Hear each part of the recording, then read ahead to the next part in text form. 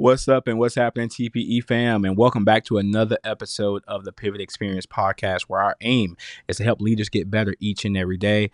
On today's episode, we have a special guest.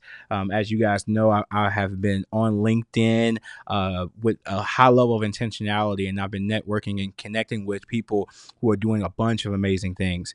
On today's episode, we have a gentleman by the name of Jacob Karnes. Jacob just wrote his first book, How to Master Your First Job. And it's really a culmination of his experiences over the last 10 years working at Chick-fil-A. And he puts that in a book form to help other leaders, younger leaders, figure out how to learn from his mistakes or learn from the things that he's gained and reduce that learning curve for you. So we have a great conversation in store for you guys. Can't wait to hear about what you guys have learned or picked up from this episode. So without further ado, let's jump into the episode. Take this mind of mine. What's up and what's happening, TPE family? We're back with another episode of the Pivot Experience podcast, where our aim and goal is to help leaders get better each and every day. As you guys know, I like to connect with leaders who I think are presenting an immense amount of value, and they're creating a buzz in the marketplace and in the workplace. And I have another guy here who I believe is doing just that. I was on LinkedIn making connections, and just so happened to see someone else comment on his content, or I think they reposted it, and I just started going through the deep dive from there. I connected with him on LinkedIn, and he was gracious enough to be able to come up on the platform and share a little bit about who he is and what he does. I have Jacob Karnes here, who is the founder of Waves Business Coaching. He is also the host of Waves Business Coaching Podcast. And get this, he just wrote a book on how you can master your first job. Jacob, how are you today? I'm doing wonderful, Alex. Thanks so much for having me.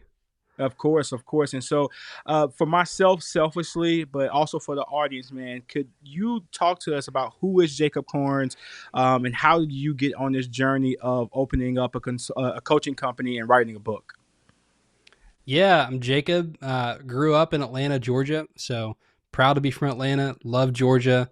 And I grew up in a city that happened to be where Chick-fil-A was founded and created. And so when I get to high school, it felt like it was everyone's first job was Chick-fil-A. And I reluctantly went and worked at Chick-fil-A. I'd applied to 2 golf courses first, and they didn't call me back, and Chick-fil-A called me back first. So I honestly didn't want to work at Chick-fil-A, but ended up doing that for 10 years. So it was my first job. Worked in the restaurant for 7 years, had the amazing opportunity of getting to work at the support center for 3 years before starting Waves. Long then, I met my wife, Addie, in Tampa, lived there for a couple of years when I was working in the restaurant. We have a beautiful daughter named Jamie. And then last summer, actually, it's about 1 year, I started Waves Business Coaching. So I just see a gap in people needing to align their team to thrive and people bringing the best out of their team and in their organization. And while I had the opportunity to do that at Chick-fil-A, I now have the opportunity to do that with a lot of other businesses. So that's kind of the Wave story. And along the way, I've always wanted to write a book. Last summer, I wrote it down on one of my year-long goals that, you know what, let me go ahead and get the outline done within the next year. That was 12 months ago, and I got a little more done than the outline. So it's available for pre-order now. Comes out July 23rd. It's called Master Your First Job. And I really took the 10 years of my first job that I feel like it took me 10 years to fully master it and wrote it all down so that, you know, if you're 15 to 22 and you're working out or about to work at your first job, I want you to get a 10-year head start on what I wish I had 10 years ago. So that's what the book's about at a high level. I know we'll get more into it, and a little bit about me. I'm a Disney annual pass holder, love college football. I'm a coffee snob, I'll say. I'm a little snobby when it comes to good coffee. But yeah, there's a little bit about me. So I'm assuming you're a Georgia Bulldog fan, or I am a Georgia Bulldog fan. That's right. Yeah, no. So I just admire the fact that you got the book idea to completion. I can't tell you how many outlines I've written over the last few years, and just outline after outline, and never really get a chance to fully embrace completing the process. So kudos to you for getting that done. And so Thank you. let's just jump right into it. So your book is called Master Your First Job. And so the Yeah. first question I would have is, how do you succeed at that? I know this might be the core and crux of the Yeah. of your manuscript, but like, how do you succeed at your first job? And I guess maybe, talk through, I guess, maybe some of the failures that you had in that first job that brought you to the point in which you realized these are the steps of success. Yeah. So as far as, in my opinion, how to master your first job, I talk through 10 things in the book. I'll say at a high level, I think it starts with mindset, starts with perspective of not seeing your job as just a job. I can't tell you how many people I've encountered, people that have worked for me, that I've hired, people that I just know that are friends. And it's just, well, I'm going to work at such and such place, and it's a paycheck. It's some fun money, or hey, it pays the bills. It it puts gas in the car. It pays for car insurance. That was me at my first job. It was, I don't want to work at Chick-fil-A, but insurance is expensive because I'm 16 and cars need gas, and I'd like to have fun with friends. So I encounter a lot of people like that, and I think starting that way, you can set yourself up for failure, because when you look at your first job as just a job, you don't capitalize on just how much experience you could get, even in just a few short months at a job, that could help you 10 years down the line in your career. And so I think like first things first is mindset, and shifting your mindset and being flexible so that you can take advantage of unexpected opportunities. And for me, an unexpected opportunity was working at Chick-fil-A. When I applied to 2 golf courses. I played golf in high school, played for the school, still love playing golf now. And my plan was, I'm going to go work for a golf course. Seemed like an easy job. Wash off some golf carts, sell some balls in the pro shop, check people in. Easy job. They didn't call me back. I needed money. So I went and applied to Chick-fil-A, afraid that if I took this job, the golf course is going to call me back in 2 weeks. I'm going to have to quit, which I didn't want to do, and I'm going to have to leave this job. I ended up staying for 10 years. So that was an unexpected opportunity that I had to have a mindset change in order to take advantage of. So I think the first step in mastering your first job is not seeing your first job as just a job, but looking at it as an experience that you can use as a stepping stone to advance your career. So when you talk about spending 10 years at Chick-fil-A, let's unpack that a little bit. Like, what, and then I don't want to nerd us out for those of you who aren't a part of Chick-fil-A, but I'm just curious. Yeah. So like, what levels of leadership or what levels of like positioning did you have in the 10 years that you were there? I know just the way the gig works, you find somebody who has a good head on their shoulders, you try to advance them through. So at Yeah. what points did you reach during your time with Chick-fil-A? So I became a team leader. So like that first level of leadership, about a year into my tenure, I got, every restaurant's different. But I got like the second level of leadership about a year after that. About 4 years in, I became a director level and stayed there through my time at the restaurant, which is 7 years. And then I got a job at the support center after 7 years in the restaurant. So worked my way, like, started as a team member, bagging food, cleaning tables, making waffle fries, and worked my way up to an ownership level, or not owner operator, but owning an area of the business as a director in the restaurant, and then got to work at the corporate office. So at what point do you think that mindset shift that you speak of in the beginning of the book happened? Like, I know you said you went from team member to shift leader Yeah. to director. And so at what point did that aha moment happen to you and say, hey, this is more than just a job. This is something that I can learn from and take with me into future endeavors? I love Chick-fil-A. Chick-fil-A, I mean, I'm incredibly grateful for the 10 years I got to spend at Chick-fil-A. And I'm like, this, but even as a team member, I'm like, what are things that I love? I'm really competitive. And I loved the fact that we were just like trying to get more cars in the drive-through. I was easy to please. I was the team member who, like, all you had to say was, let's try to break a record this hour, and I was on board. I didn't need any other convincing. I was just in, let's do it, whatever it takes. I don't care. So that was as a team member. When I was a team leader, so like that first level of leadership, that was the first time I saw that there were opportunities specifically at Chick-fil-A that were beyond just my job. And that if I worked really hard at my job, Chick-fil-A was a company that valued restaurant experience. And so, not that that couldn't translate elsewhere, because I think later on I realized that I really could take this skill set anywhere. But as a team leader, I would say I was probably 18, 19 whenever I realized that, hey, if I work really hard at this and accomplish some cool goals, there are opportunities beyond the four walls of this restaurant. And for some people, they didn't want opportunities beyond the four walls of the restaurant. They just wanted to own their own business or do something completely different. But I knew that if I worked really hard and some of the skills that you do at your first job were not just translatable, but necessary and valuable in other roles beyond the four walls of that restaurant. So I was a young leader when I started to figure that out. Okay, and so in your 10-year journey, what skills or what mindset items do you feel like you're still using actively today? Of course, I'm sure they've matured, they've been more refined, but what about that what you used to do over those 10 years that you still do to this day? I'll start with flexibility. I think there's a lot, but flexibility is a skill set that is not just needed now, or, if you're working at Chick-fil-A or any first job, that's not just a skill set that's needed when you're, 16, 19, 22 working at a job. It's a skill set that's needed by 25-year career veterans. It's a skill set that's needed by CEOs and COOs and C-suite executives. So flexibility is something that, again, if you see your first job as an opportunity and you begin to practice flexibility, that's something you can put in your tool belt and take with you for the rest of your career. And I promise you, every employer is looking and values people that have flexibility. That's one thing I'd start with. I could go into several more, but that's definitely one.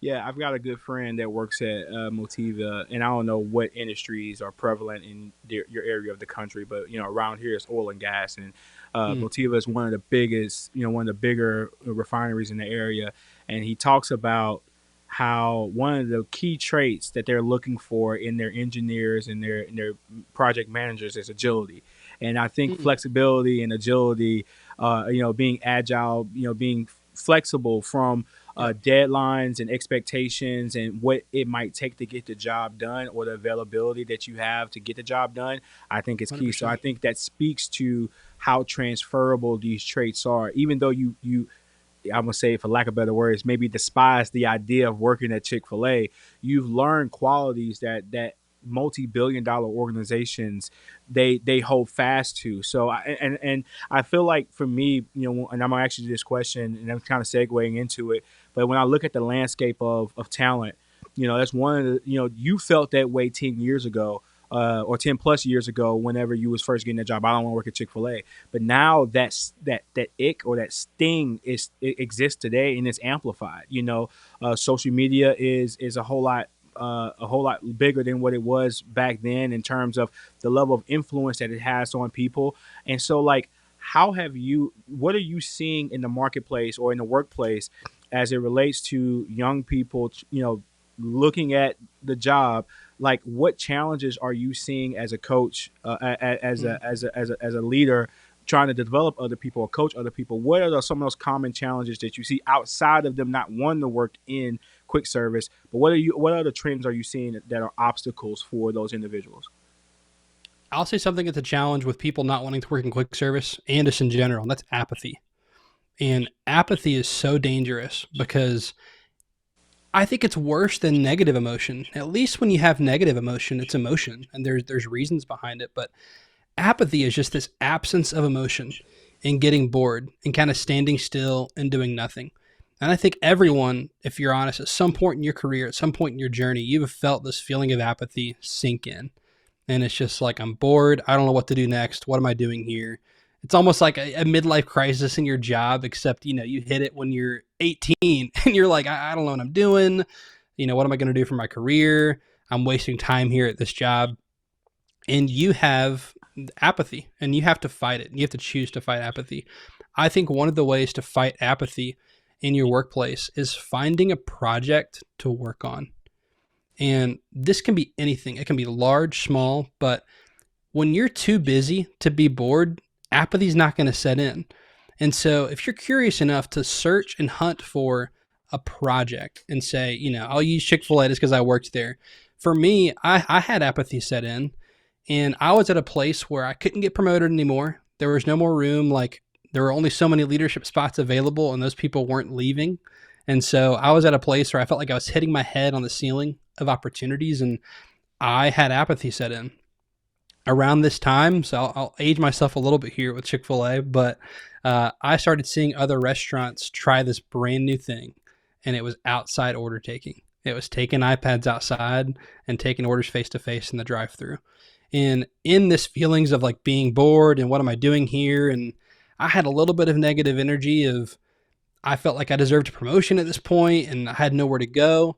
I found this project to work on, and it was okay, how could this work at our restaurant? And I got to do a ton of research, why does it work? What are the stats behind it? What do the stats look like for restaurants who added this? How many more cars do they do? How many people do we need to hire? What positions do we need to create outside? What technology do we need? How many iPads do we need? Do we need more Wi-Fi points to make this work? And I started getting consumed with this project and obsessed with it. And all of a sudden, apathy went away just because I had something to do that I became passionate about and I found fun. And so if you're at work and you're struggling and you're having to fight apathy, or if you're an employer and you're having team members and you're just like, man, it just doesn't seem like they're very motivated. It seems like I have a very apathetic team. Find little projects to work on. It does not have to be as big as installing a new drive-through system. It can be something of, hey, could this front counter area be organized any differently? Is there a different way we could clean that's more efficient? It can be big or small, but when you have a project to work on that takes your time and attention, we are created as humans to naturally want to do something and to be fulfilled. And when we have a project to work on, we check that box and you fight apathy. Wow, and I think that you're kind of moving into, I'm assuming, a segment in your book, and correct me if I'm wrong here. And I think there's a part of your book that talks about how to get a raise and how to get a promotion, and I Yeah, think you might be speaking into some of that. Am I correct in that? that's definitely a part of it, 100%. So would you indulge the audience to maybe speak into that a little bit more? Just like if someone's listening and they've reached that point of frustration, because I think that's common. Like Yeah. when you think you're working hard and you think that you deserve to advance in the organization, and there may not be that exact room there. Because being honest with you, that's I think how I was able to get my promotions, is being able to find areas of the business where it might be a dim light of attention on it, and then locking into how can we make that better, and then doing that repeatedly yielded the results that we're currently experiencing. But like from your book standpoint, how does one person get themselves out of that apathetic mode into a place to where they're in position to get more promotions and more raises? Yeah, so I have two chapters in the book, one on how to get a raise, one on how to get a promotion with with the disclaimer that nothing's guaranteed because I can't control your employer. But I do think it's simple, but it's not easy, right? So I think you need about a fifth grade economics education to figure out how to get a raise. And then I'll talk about promotions and raises kind of similarly. Promotions happen for one of two reasons. One, they have a position they need to fill as an employer, or two, they have you and they need you in a leadership position. I think the easier one to attain is you being the best candidate where you force their hand and they're like, I have to have Alex in a leadership role. We've got to make something happen, right? That's the one that you can a little bit control. You can't control whether a position is available or not. That's outside of your control and you can't waste your time on it. So with a raise and a promotion, how do you get yourself in that position? Well, a business is a business, right? And even if you're working for a nonprofit, it still works the same way. In order for that business to pay you more money or give you a raise, get your promotion, they have to increase their value as a business. And so how do you increase your value? You increase the business's value. So if it were me and I were at my first job again and I'm wondering, I have no idea how to get a raise. Way too many young people have no idea how to ask for, how to approach, or how to go get a raise. And it stinks because I think everyone, if you're working hard, deserves to make more money. So the first thing I would do is I would schedule a meeting with either your direct report, your boss, whoever has control over who can pay you more money, and ask some clarifying questions. Ask questions like, hey, what do you value as an organization? Maybe these are competencies. Maybe this is, hey, we value people being on time. Write it down. Hey, we value people who work hard. Write it down. Those are two things you can do. Make sure you're on time every day. Make sure you're one of the hardest workers there. Then you can ask questions about business goals. Hey, what do you look at when you're measuring how we're doing as a business? And I'll go back to Chick-fil-A because I worked there, but it's, hey, you know what? We value, you know what? Let me show you on this receipt. There's this labor percentage. That's really important to us to be successful. Car counts increase our sales.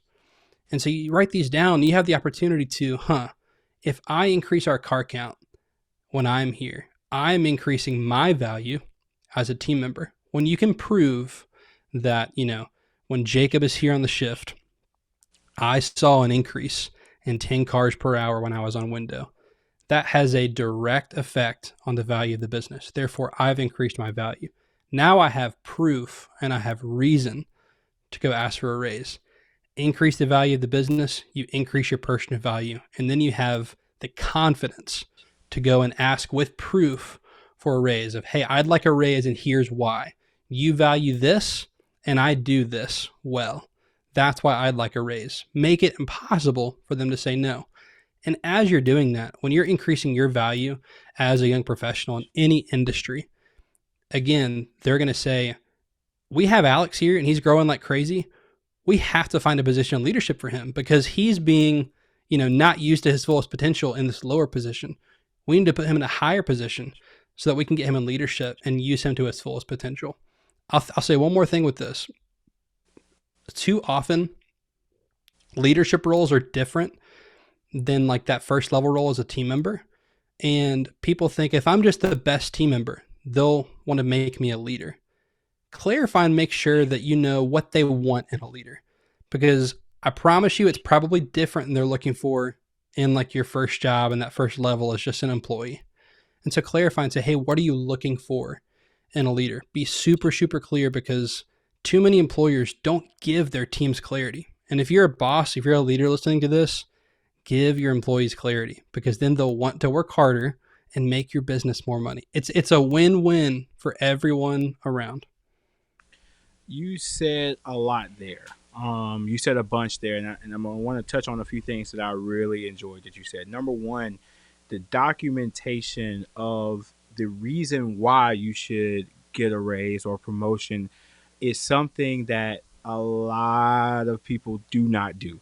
They don't lean into this idea of hey, measure where you benchmark where you're at, benchmark where we are, and then start to document the value, the exact value that you present. If more people did that, they will definitely put themselves in position to be able to get that raise or promotion. And I think the thing that this is a long standing issue, that hey, I am an excellent team member, therefore I should be an excellent leader. And that is not exactly the case. I believe that you're absolutely right in defining those 3 to 5 characteristics that you see and that you're looking for in your leaders, and making sure that everybody on the team, and I just transparently, I think our organization can do a better job of doing that. And I'm taking some notes here as we're going through the conversation. But I think that is critical, because how do you expect them to want to be in leadership and they don't know what the expectations are? And so I think that clarity, and then you as the prospect, the person who's wanting to get an advance, for you to go out and proactively ask that question already puts you in a positive light. It already shines a light of like, you're curious about the process. You're curious about, how do you advance and to grow in that area. So I love that you put that in there. And I think to me, it kind of shifts us into this conversation around feedback. That is, you may not be directly asking for direct feedback on your performance. You might be asking feedback in terms of what you need to do to get somewhere. But what is your perspective on one, the leader providing feedback, and two, and you can answer this in reverse, but two, a person who's seeking feedback? What does that look like? How should that happen? If I'm wanting to advance in my career, and in your words, close the gap on this 10-year run, and do the things that you've done faster, how do I go about receiving feedback, and then how do I go about giving it if I'm the leader? Yeah, both are very, very similar. I'll talk give and receive. So, feedback is a gift. That's something I firmly believe in. Organizations that figure that out quickly are going to be very, very successful. So, from the leadership side, you have to make sure you give avenues for good feedback and not just any feedback, but good feedback. And so, one, people have to feel comfortable enough to give you feedback, the good, the bad, the ugly. They need to give it all to you. But feedback has a negative connotation. I think when you hear the word feedback, if it's like, hey, Alex, I want to give you some feedback, there's immediately like okay, like what did I do wrong? Let me give you some feedback on this interview. And it's like, oh, okay, like, so you're about to tell me three things I could do better at. When feedback is both positive and negative, it is simply a response to something that's already happened. And so I could say, let me give you some feedback and tell you three really good things, and that'd be a very good feedback conversation. Because feedback, the goal of feedback is action on the other side, right? We want someone to continue doing something well or to stop doing something bad. And so, in order for action to happen, the feedback has to be very well given and very well received. So, if you're looking to give good feedback and see it as a gift, three main things. One, identify the what and be specific. Ask for specific things or tell specific things if you're giving someone feedback. So, if the floors are being mopped at night wherever you're working, a bad piece of feedback would be, hey, good job on the floors. Why is that not good? It's not very specific. Hey, great job mopping the floors tonight in section A. That's getting a little more specific, right? So that's identifying the what. To explain the why. Why is this feedback important? This is the key here. You have to get to the why. Hey, great job, mopping the floors in section A. They're super clean. This is really important because it keeps our restaurant in this case safe and clean and welcoming for guests coming in tomorrow morning. Lastly is create an action plan. So what needs to happen as a result of this conversation? It's, hey, great job mopping the floors in this section. It's really important we have a welcoming and clean environment. Please continue to do floors this way. A negative conversation would look like this. If, I'm bagging at Chick-fil-A and I bag an order wrong, it's identify the what. Hey, that order was bagged incorrectly. That's kind of specific, but let's keep it even more specific. Hey, that was supposed to have a medium fry with it, and you put a small fry in the bag. Now I know exactly the behavior was that I did wrong. Explain the why. It's really important the guests get the right food. How would you feel if you got the wrong size fry? Well, I'd be ticked. So now I understand the why, right? Create an action plan. Hey, let's make sure we're double checking the bag before you hand it out the window. Now I know what I need to do moving forward. So when you're identifying the what, explaining the why, and creating an action plan, you can really see feedback as a gift to help you and your organization. Now, on the receiving side, if you're an employee and you're like, I'm not really getting that sort of feedback, then ask for it. When you go to have a feedback conversation, if you want to know how you're doing, take the initiative. Ask questions where you can identify the what. Hey, what am I doing well? Can you be more specific? What specifically am I doing well? Explain why. Hey, why is it important that I do that? And don't be rude about it, but you really are asking like, hey, I know you told me to stop this behavior. Why is that important? Get a good reason why, and then create an action plan. Hey, what can I do moving forward? Is it continuing this behavior or is it stopping a behavior? When you're not getting that good feedback from someone, ask clarifying questions. Make sure you're getting good feedback so that you can benefit from it. Awesome. So I want to shift gears a little bit. I know you said you spent 7 years in the restaurant, then you transitioned into working at the support center. What did that transition look like in terms of what similarities were existed between the positions, what differences existed between the two positions, and then what learnings did you get from working at the support center? It was culture shock getting to the support center for a lot of reasons. One of those being that I got to the support center March 9th of 2020. I don't know if y'all remember what that week was like, but Wednesday they said we're going to test our virtual capability for 2 days, and then they shut down the office for 2 years. So that was the week I started at Chick-fil-A. So different for a lot of reasons, but I think a big one is that at the restaurant level, because each franchise is individually owned and operated, I felt like, I was like a number two in the restaurant. if I wanted something done, I could make the decision 9 times out of 10. And that one other time, all I needed was one person's yes. And then it was on my timeline. So I had a lot of control. I was like, it's like I was the captain of a speedboat. You get to the corporate office, and this is in any organization, it is like an aircraft carrier. And I'm just one of the people here. And so I'm not making these big decisions. I'm not steering the boat. I'm not even in the cabin. I'm not even in, in the room where the ship's being steered. And everything moves a lot slower at the support center than in the restaurant. And so that was really hard for me to get there and be like, okay, why isn't this project go, go, go? There's menu items coming out now that I heard about 4 years ago. Like, it's just like stuff takes time because of the size difference in the organization where, we were a $9 million business that employed 115, 120 people, and the support center is running a 20 plus $billion business with, a 250,000 team members across the country and a corporate staff of 6,000. So just that was the biggest difference to me, was just the size and speed at which the business moved, but completely understand why it's different.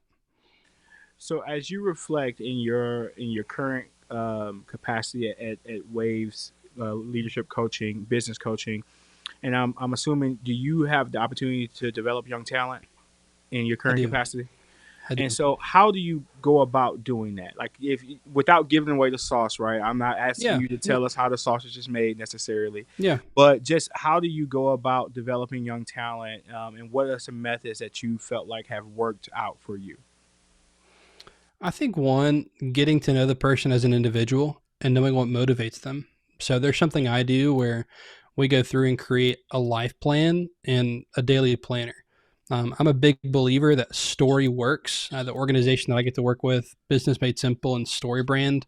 So big fan of Story and using that with people. And one activity I do is, it's called Hero on a Mission. And basically, if you look at a story, the best screenwriters will start with this climactic scene that they know they're going to build to, and they reverse engineer the story so that in Act One, they're foreshadowing something that's going to happen in Act Three.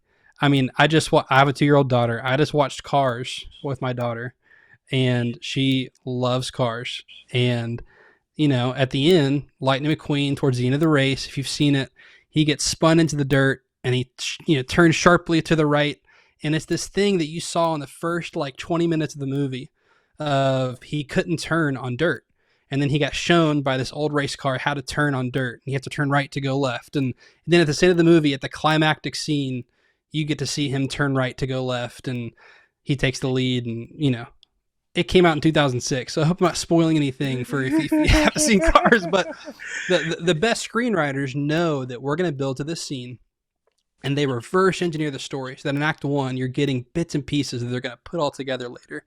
Well, what if we could do the same thing with our life? And that is, we know this climactic scene is coming. So what we do is it's emotional, but you can write your eulogy and say, at the end of my life, this is my climactic scene, is inevitably our death. And what do I want to have said about me on one page? And what do I want to have accomplished by the time I pass away one day? Then you reverse engineer the story so that, me sitting here at 28, what can I be doing at 28 that is playing into my climactic scene? What can I be doing today on a random Tuesday that is playing into the story I want told about me later on?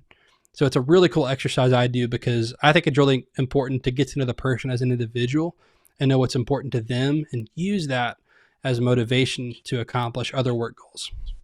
I love that. Well, Jacob, man, I enjoyed this conversation. I'm definitely going to check out the book. I've got a pre-order. It's available on Amazon. Is that correct? Yeah, It's Amazon.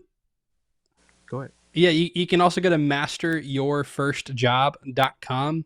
I got plenty there. It's also where you can claim the bonuses for the book. So I'm giving away the audiobook and a 15-minute video summary for free if you get the book. Comes out July 23rd. It's on Amazon. You can order it on the website as well. It's going to take you to Amazon anyway. But really, really excited. Awesome, man. How do people get connected with you if they want to continue to tag on to your journey and consume Yeah. some great content? How do they get in touch with you? Find me on LinkedIn, linkedin.com/n/Jacob Karnes with a K. Waves Business Coaching. You can go to wavesbusinesscoaching.com. I've also got a podcast, same name, Waves Business Coaching, at Waves Business Coaching on YouTube, and at Jacob Karnes on Instagram. So I'm everywhere. Awesome, man. Well, there you have it, TPE family. We've just got a condensed version on how to master your job. If you are interested in continuing your learnings here, you can head over to those websites that Jacob has mentioned to claim your bonus offer from the website directly, or you can just go to Amazon to be able to make that purchase for pre-order. The book drops on July 23rd, and I believe this episode will air prior to that week happening. So definitely, the book may not be out by the time you hear this, but it should be out shortly thereafter. Thank you guys so much for tuning in. Please always remember to like, share, and subscribe to this content. More importantly, share this with somebody who you think can learn from this. Jacob has given us a lot of good tools. If you have children, if you know of young individuals, or if you know of business owners that want to connect with Jacob further, or at a minimum, take advantage of the book that he's written, send them this information so they can make better use of what he is talking about here. Thank you so much, Jacob. And until next time, TPE family, peace. Tap into the Pivot Experience, where we help young, hungry entrepreneurs move on to the next step.